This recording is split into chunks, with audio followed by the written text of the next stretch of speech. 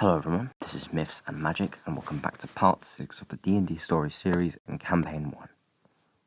Please feel free to like and subscribe, and as usual, just sit back, relax, and enjoy. We begin where we left off, at Stonehill Tavern. Blood splattered the floor. The townsfolk stare in shock at the dead body slumped on the floor. But they cheered. They went up to the two and patted them on the back. One man offered drinks to the party, while others exclaimed with joy. Townsmaster Harbin Wester came up to the pair. "Well, I think I have another job for you two." He explained that these men were members of a gang called the Red Brand Ruffians. They had terrorized the locals, and he felt as townsmaster he was being too lenient on them. He offered another 100 gold each if they sorted them out. While there were adventurers in the town, most of them were out adventuring, and for some reason no one had offered to step up to deal with them. To be honest, the party saw through Harbin. What he really meant to say was that it was really the Red Brands who ran the town, and not him. They accepted the offer. The Red Brands were stationed in Tresendar Manor, a large mansion atop a hill in the centre of Phandelver. To think they were so close to the party. Night fell upon Phandelver. The moon streaked through the sky, leaving pale blue light stained along the clouds. The party walked up to the manor. It was dishevelled and falling apart. It seemed ready to collapse at any moment, certainly unfitting for a base of operations. The inside matched the outer appearance, with no ruffian in sight.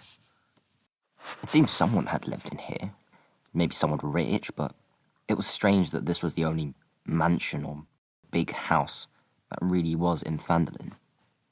Freya went down to the ground, and Augustus pondered. "What are you doing, Freya?" "Listening. They're down there. I don't know how many, but it's going to be tough." "Okay. Well, how do we get down?" "Silently, no eldritch blasting your way through this. I'll prepare my crossbow. Look for a trapdoor or something. Make yourself useful." "Make yourself useful? We've just got here." Eventually, Augustus found a trapdoor to what he presumed to be a cellar. But torch-lit stone stairs met him, and gruff, clamouring voices echoed against brick. The pair and Bellicor entered. They were greeted by a stone dungeon. Pretty quickly, they encountered some of the ruffians. A group of 4, garbed in red and black. Augustus was able to quickly deal with his opponents. However, after a crossbow misfire and unable to use spells in case of noise, Freya was stabbed. Augustus dealt with the rest and quickly tended to Freya.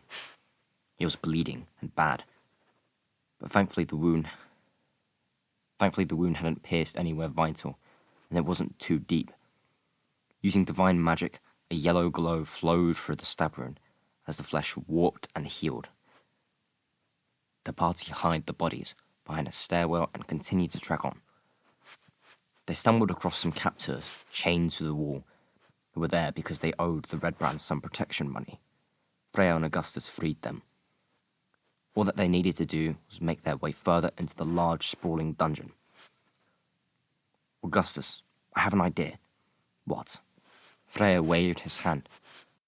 A blue, crackling wave of magic flowed over him. Now standing before Augustus was a Red Brand, bearing differing countenance and voice to Freya. "Let's play pretend. I'm a Red Brand, and you are an intruder. I captured you and taking you to imprison you. Very believable, except I'm way stronger, larger, and taller than you. How do you expect them to believe you bested me in combat, then captured me?" "I think you're thinking too deep about this. Just hands behind your back." He tied a loose knot, something that can easily break with Augustus' strength. Bellicor was cloaked with a spell from Freya, and the 3 headed onwards. They passed by, in succession, until they walked into a caved clearing. A man stood out from the rest of the Red Brands. He was garbed in white, with long black hair, and in his hand was a staff, clear and crystalline in colour. Freya knew who this was, a renowned wizard known for his expertise in the art of protection magic. The man was only known as Glassstaff. He just stared at Freya. "You, come here." He walked over with Augustus in tow. I thought I didn't recognize you. And your hound there, he said, pointing to the empty air beside Freya. He ushered towards some red-brand guards. Detain them. Our friend will want to speak with them. I easily saw through this cheap trick of disguise, a mama's trick. Before the party were apprehended, they broke out of their parlourtry. Freya blasted back the red brands, while Augustus drew his sword. Glassstaff, with a wave of his hand, summoned a large beast, snarling at the party with spits foaming from its mouth. Augustus went against it, while Freya took his chance against Glassstaff himself. They exchanged spells, while Augustus and the beast grappled one another. The commotion echoed against the hard stone walls, where the other red brands cowered and ran.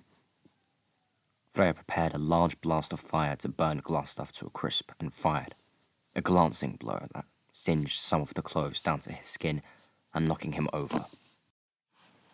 Augustus defeated his own enemy and went to interrogate Glassstaff, holding his sword in a threatening manner. "We have questions," he said. Before he could get an answer, the wizard started to move his hand. "Fey be damned, bind his hands," Freya said. It was too late. In a flash of white magic, the wizard had apparated away. "So much for questions," Augustus said, facing back at the rest of the cave. "The place is deserted. Why don't we have a look around in case we find anything?" They kept searching throughout the base to find a sort of makeshift office with a hastily set-up table next to a bookshelf. Letters were sprawled across the desk, alongside bits of blank parchment and an ink and quill. Searching through the letters, one was of interest to Augustus. He opened it up to find a message for Glassstaff. The sender informed him of two men thwarting his plans. He requested him to take a position in Phandelver, find the two men, and to kill them. The message was signed by a man only named the Black Spider. Alongside this was a small piece of paper with drawings of Freya and Augustus. Augustus crinkled the paper in his hand. "Gods be damned, Freya. We shouldn't have let that drow go. I thought I was being nice, letting her live it all. Clearly, we need to be more careful. The next time something like that happens again, I won't let you stop me. We can hurt and threaten people all we like, but we can't just go around and kill people as we please. Plus that fiasco at the bar, you could have gotten us arrested, if not killed."